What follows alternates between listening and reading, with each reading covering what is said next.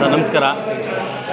ಇವತ್ತು ಈ ಮೋದಿಯವರ ಕ್ಯಾಬಿನೆಟಲ್ಲಿ ಏನಿದ್ದಾರೆ ಅತಿ ಹೆಚ್ಚು ತಮ್ಮ ಗಾಣಿಗ ಜನಾಂಗದ ಮುಖ್ಯಸ್ಥರು ಇರುವಂಥದ್ದು, ಜನಾಂಗ ಗುರುತಿಸಿರುವಂಥವ್ರು. ಮೋದಿಯವರು ಕೂಡ ಅದೇ ಒಂದು ಕ್ಯಾಟಗರಿಯಲ್ಲಿ ಬಂದಂತಹ ಇಂಥವ್ರು. ತಾವು ಕೂಡ ಇವತ್ತು ತಾಲೂಕು ಮಟ್ಟದಲ್ಲಿದ್ದೀರಾ. ಶೆಟ್ರೆ, ಏನು ಹೇಳ್ತೀರಾ ಇದ್ರ ಬಗ್ಗೆ? ಮೋದಿಯವರ ಕೃಪೆಯಿಂದ ಮತ್ತು ಯಡಿಯೂರಪ್ಪರ ಆಶೀರ್ವಾದ ಇದೆ. ನಮಗೆ 10 ಎಕರೆ ಜಮೀನು, 5 ಕೋಟಿ ರೂಪಾಯಿ ನಮ್ಮ ಬಡ ಮಕ್ಕಳಿಗೆ ಇದು ಪಕ್ಕ ಒಂದು ಹಳ್ಳಿಲಿ ನಮಗೆ ಕೊಟ್ಟು ನಮ್ಮ ಗಾಣಿಗ ಜನಾಂಗತನ ಕರೆದವರು ನಮ್ಮ ಯಡಿಯೂರಪ್ಪನವರು.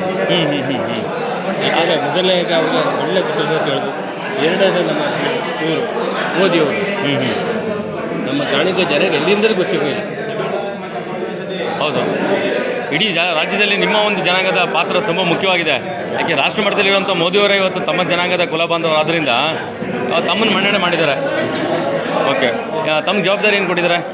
ಕೋರ್ ಕಮಿಟಿಗೆ, ತಾಲೂಕು ಕೋರ್ ಕಮಿಟಿ ಉಪಾಧ್ಯಕ್ಷರು.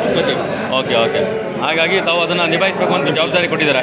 ನಮ್ಮ ಹೆಮ್ಮೆಯ ಹೆಗ್ಗೂರು, ನಮ್ಮ ಬನ್ನೂರು ಹೋಬಳಿ, ನಮ್ಮ ಹೋಬಳಿಯವರು. ತಾವು ತುಂಬ ಖುಷಿ ಆಗುತ್ತೆ. ಯಾಕೆ ನಮ್ಮ ಹೋಬಳಿಯವರು ನಮಗೆ ಒಂದು ಜವಾಬ್ದಾರಿ ಕೊಟ್ಟಿದ್ದಾರೆ ಬಿ ಜೆ ಪಿಯಲ್ಲಿ ಅಂದರೆ ನಮಗೂ ಕೂಡ ಒಂದು ಹೆಮ್ಮೆ.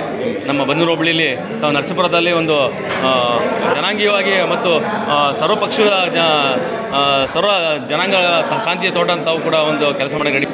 ನಮಸ್ಕಾರ, ಶುಭಾಶಯ. ನಮ್ಮ ಸದಸ್ಯರು ಆಲಿ ಓಕೆ ಅವರು BJP ಗೆದ್ದರು. ಓಕೆ